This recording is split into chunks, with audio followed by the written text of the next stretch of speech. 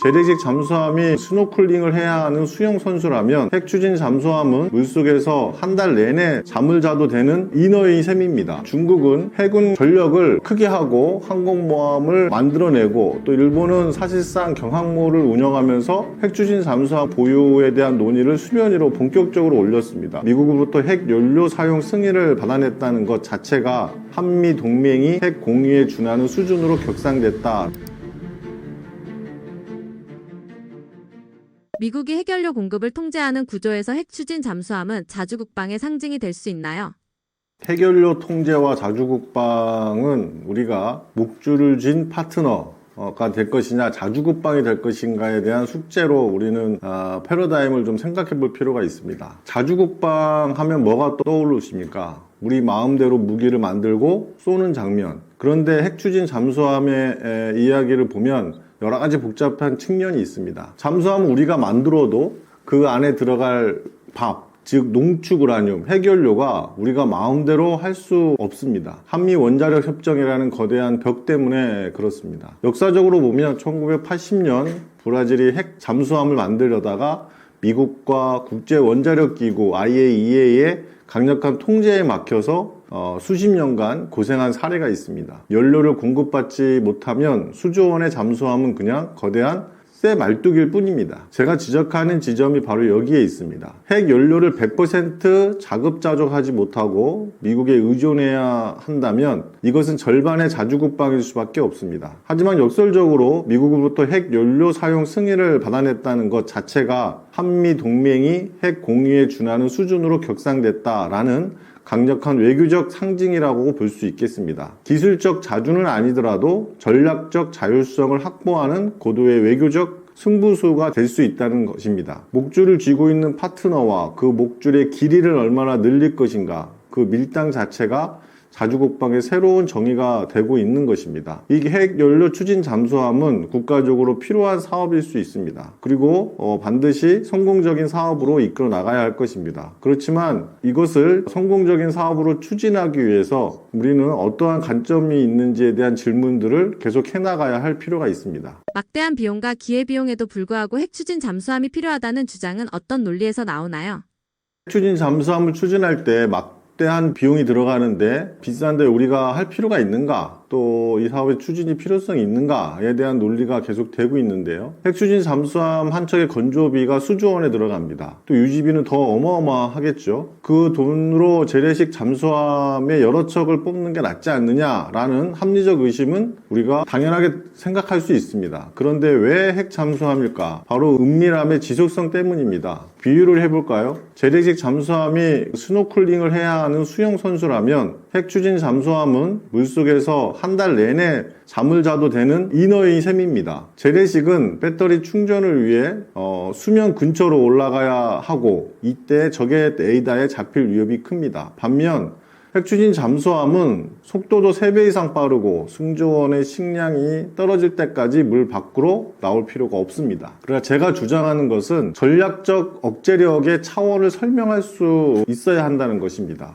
북한의 잠수함 발사 탄도미사일 SLBM이라고 하는 이 잠수함이 우리 항구 앞바다에 숨어 있다고 칩시다. 재래식 잠수함에 추격하다가 숨가빠서 올라온다면 핵추진 잠수함은 그것을 바로 찾아낼 것입니다. 이러한 무제한의 자막 능력, 이것이 여러 가지 적에게 공포심을 가게 할 것이고 이러한 것들이 핵추진 잠수함의 필요성의 이유입니다. 이러한 핵추진 잠수함의 필요성의 이유에 발맞춰서 우리가 막대한 예산이 들어가는 만큼 전략적 어떤 사업 추진의 방법들을 시간을 갖고 고민할 필요가 있겠습니다. 핵추진 잠수함 추진은 한반도 비핵화 공동선언과 외교 관계에 어떤 영향을 미치나요?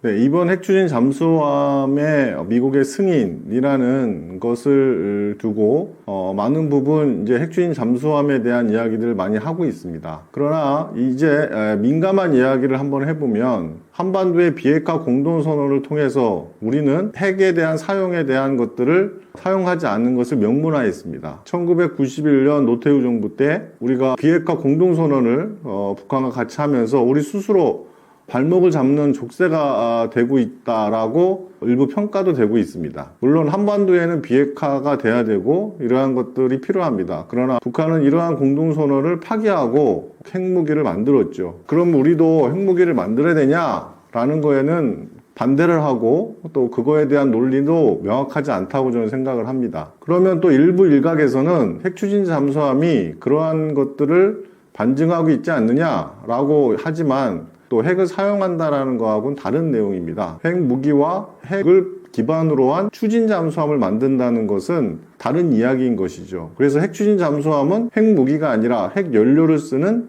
엔진을 가진 배다. 이렇게 정의하는 것이 맞다고 봅니다. 국제법적으로도 핵추진 잠수함의 보유가 비핵화의 위반이 아니다라고 명명하고 있습니다. 다만 제가 쓴 그 칼럼에 보면 여러 가지 문제점이 있지만 이 신뢰성의 문제는 우리가 생각을 해볼 필요가 있습니다. 우리가 주변국과의 어떤 외교적 관계, 또 거대한 폭풍 속에서 만들어 나가는 이러한 핵추진 잠수함의 여러 가지 사항들을 보면은 우리가 이러한 한반도의 비핵화 공동선언을 기반으로 한 핵에 대한 사용, 그러니까 무기가 됐든 또는 핵연료 됐든 이러한 민감성에 대한 것들은 정의되어 가야 되고 또 많은 공감대를 형성할 필요가 있다고 생각을 하고 있습니다. 중국과 일본의 해군력 증강 환경에서 핵추진 잠수함은 동맹 구조 속 선택지로 봐야 할 사안인가요? 핵추진 잠수함의 미국 승인이 우리에게 어떠한 시사점이 있는지를 계속 생각해 볼 필요가 있다고 봅니다. 어떤 중일 간의 해군력의 증강, 동맹의 구조, 이러한 것들이 국제사회에 일어나는 지정학적인 외교적인 활동들인데 지금 이러한 주변국들을 보면 중국은 해군 전력을 크게 하고 항공모함을 만들어내고 또 일본은 사실상 경항모를 운영하면서 핵추진 잠수함을 보유에 대한 논의를 수면 위로 본격적으로 올렸습니다. 또 이렇게 올린 궁극적인 목적이 우리가 핵추진 잠수함에 대한 추진도 이러한 주변국들의 증강을 부추겼다라고도 볼 수가 있겠습니다. 이러한 사항이 우리의 어떤 평화 공존을 위한 이러한 핵추진 잠수함의 필요성, 이러한 것들이 오히려 한반도를 중심으로 한 주변국들의 위기감과 외교적 어떤 긴장감을 가지고 있지 않나라도 우리가 전략적으로 생각할 필요가 있습니다. 예로 미국과 영국이 손을 잡고 핵추진 잠수함을 받기로 한 오커스 사례를 보면 호주는 스스로 만드는 게 아니라 동맹국의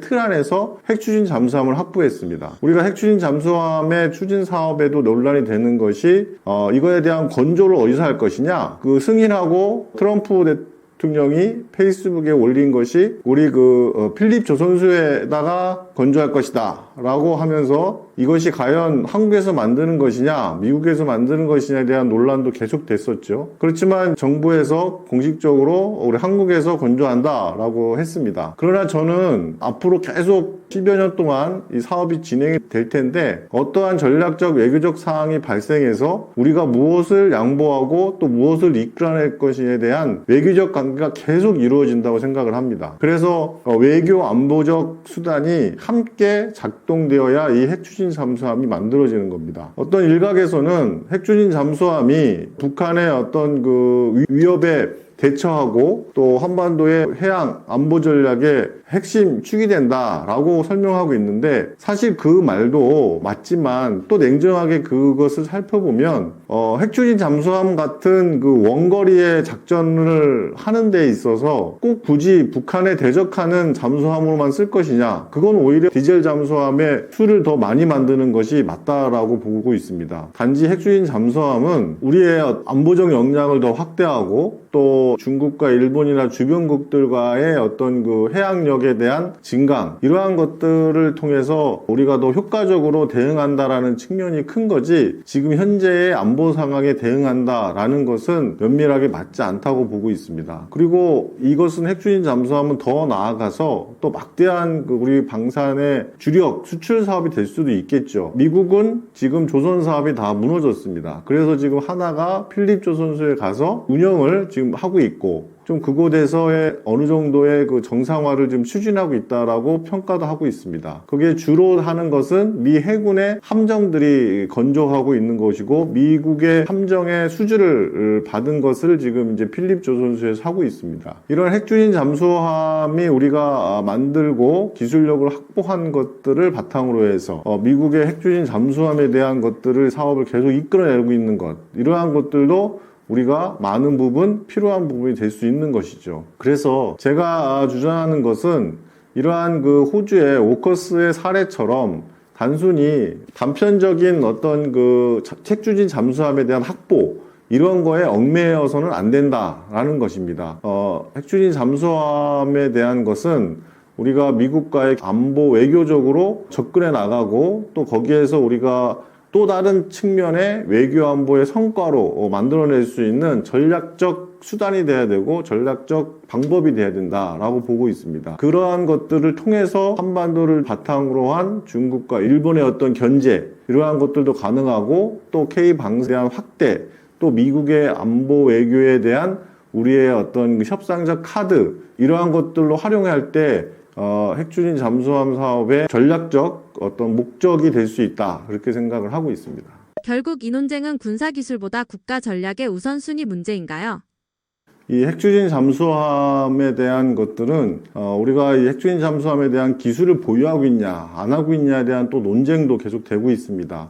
물론 우리가 그 전에 핵추진 잠수함과 같은 뭐 사업을 우리가 추진했던 사례도 있고 하기 때문에 기본 설계나 이런 것들은 좀 돼 있다라는 또 이야기도 있는데요. 또 이러한 걸 또 다 따라서 또 기본 설계가 돼 있다고 해서 상세 설계나 또 체계 설계가 또 이루어질 수 있다라는 것도 사실은 또 말이 안 되는 소리입니다. 그렇기 때문에 우리가 핵추진 잠수함의 기술을 다 확보했다라고 단정 지으는 것도 저는 더 나아간 이야기라고 생각을 하고 있고요. 많은 부분 기술적 제휴가 필요한 부분이 반드시 있습니다. 우리만의 핵추진 잠수함을 추진에 대한 기술을 가지고 우리가 미국이 핵 사용에 대한 승인을 해줬다고 해서 우리가 바로 뭐 핵추진 잠수함을 만들 수 있다라고 하는 것은 아니고 우리가 앞으로에 대한 숙제와 또 핵추진 잠수함에 대한 건조에 대한 것들을 위한 전략적 어떤 군사적 문제, 국가 전략의 여러 가지 문제들, 또 원자로의 소형화 기술, 뭐 이러한 여러 가지 상당한 그 기술들에 대한 숙제들은 많이 남아있는 것이 사실입니다. 제가 주장하는 것은 핵추진 잠수함은 단순히 무기체계 하나를 추가하는 것이 아니라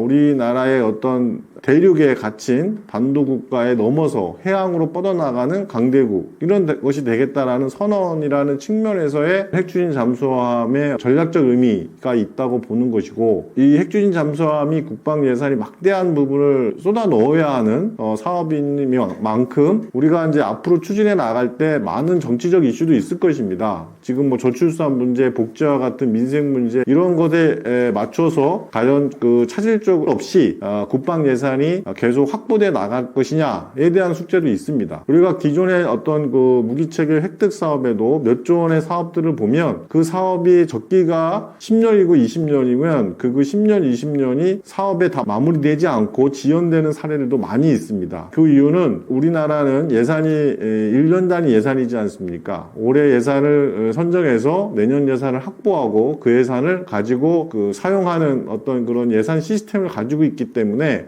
매년 그 사업비를 획득해야 됩니다. 그러기 위해서 매년 그 사업에 대한 논리를 확보해야 하고 그 확보된 논리의 사업들로 추진해 나가는 것이 필요한데 그때마다 우리 안보 상황과 외교 상황 그리고 어떤 국내 여러 가지 상황들로 인해서 이 사업들이 지연되거나 또는 사업이 제대로 나가지 않는 그러한 상황들이 분명히 있을 것입니다. 그러한 것들을 위해서라도 우리가 이 핵추진 잠수함이 북한 바라보는 어떤 그런 전략적 수단이다 라고 생각하면 안 되고 전 세계의 바다를 누비는 대양 해군으로 만드는 것 그것이 우리의 목적이다 라고 볼 수 있다는 것이죠. 그렇지만 또 여기에는 우리가 중국과 일본이라는 또 다른 외교적 안보 상황에서의 우리의 역할이 무엇이냐라는 질문도 또 함께 가져가야 되기 때문에 또 이러한 문제도 쉬운 문제는 아니겠죠. 이러한 논쟁의 여러 가지 그 본질은 잠수함이 필요하냐 아니냐, 또 우리는 어떤 그 대한민국을 꿈꾸는가에 대한 것, 또 기술은 도구일 뿐이고 그 도구를 어디에 쓸 것인가에 대한 여러 가지 철학과 전략이 따라서 달라질 것입니다. 그렇기 때문에 우리가 선택해야 될 방법들은 무엇이 있는지 우리가 함께 질문해 봐야 하고, 이 핵추진 잠수함의 사업을 단순한 많은 돈이 들어간다 또는 여러 가지 핵